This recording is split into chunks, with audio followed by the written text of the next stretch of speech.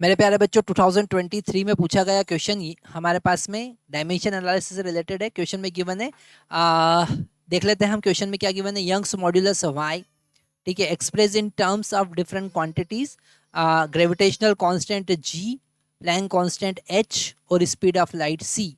तो सबसे पहले ग्रेविटेशनल कांस्टेंट का हमको डायमेंशन फार्मूला निकालना पड़ेगा। अगर हम ग्रेविटेशनल कांस्टेंट के लिए फार्मूला देखें तो F इज इक्वल टू, हमको पता है G m1 m2 divided by R square होता है ना। तो अगर हम यहाँ से G का वैल्यू देखें तो G is equal to F into R square divided by m1 m2 होगा, है ना। तो डायमेंशन फार्मूला अगर हम देखें G का डायमेंशन फार्मूला तो वो कितना होगा, M L T minus two into L square divided by M square. मतलब हम यहाँ पर लिख सकते हैं M raise to power -1 L T L यहाँ पर 3 हो जाएगा, L3t-2। तो ये हमारे पास सबसे पहले जी का डायमेंशन फार्मूला आ गया।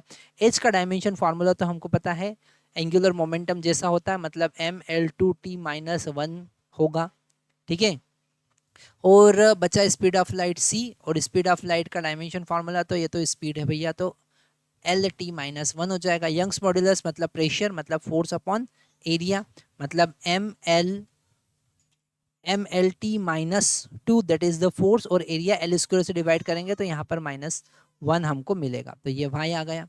अब हम यहाँ पर वैल्यू पुट करते हैं तो हमको मिलेगा ml-1। यहाँ से हम ब्लैक कलर ले लेते हैं। कहाँ गया ब्लैक कलर, आजा, ये रहा, ओके।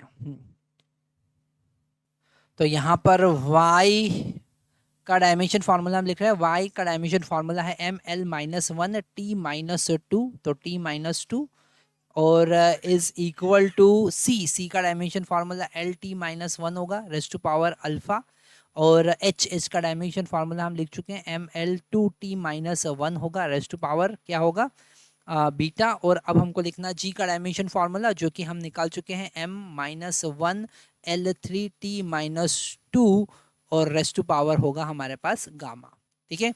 हम यहाँ पर कोफिशिएंट कंपेयर करेंगे, कोफिशिएंट कंपेयर। अब यहाँ पर हम कोफिशिएंट कंपेयर करते हैं, इंडेक्स कंपेयर करते हैं, तो यहाँ पर लेफ्ट हैंड साइड हमको मिल रहा है m का पावर -2, और राइट हैंड साइड देखें तो यहाँ पर अल्फा काउंट नहीं होगा, बीटा काउंट होगा, तो बीटा, और यहाँ पर माइनस गामा। तो ये हमारा इक्वेशन नंबर 1 बना, ठीक है। अब हम L की पावर को देखते हैं तो -1 इधर से मिल रहा है और इधर से मिल रहा है हमको अल्फा, और यहाँ से +2 बीटा, है ना, +2 बीटा, और यहाँ से मिल रहा है L का पावर +3 गामा, ठीक है। अब हम T का पावर देखते हैं तो इधर से हमको मिल रहा है -2, ठीक है।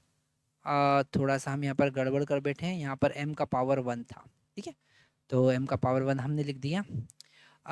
इधर t की बात करेंगे तो माइनस अल्फ़ा, और यहाँ पर हम देख रहे हैं तो माइनस बीटा भी आ रहा है हमारे पास में, और -2 गामा भी आ रहा है, ठीक है। इन तीनों इक्वेशन को हमको साइमल्टेनियसली सॉल्व करना और अल्फा बीटा गामा का वैल्यू पुट करना। आप चाहे तो यहाँ पर कोफिशिएंट इसमें वैल्यू पुट करके भी देख सकते हैं। अगर हम यहाँ पर अल्फा का वैल्यू 7 रखते हैं, सबसे पहले हम बात करते हैं बीटा और गामा की, तो बीटा अगर हम -1 रखते हैं, यहाँ पर पहला देखते हैं -1 और -2 रखते हैं, तो -1 + 2 हमको 1 मिल रहा है। हाँ, ये वाला, ये सारे हमारे पास में सही होंगे, डी वाला ऑप्शन यहाँ पर गलत है, ठीक है।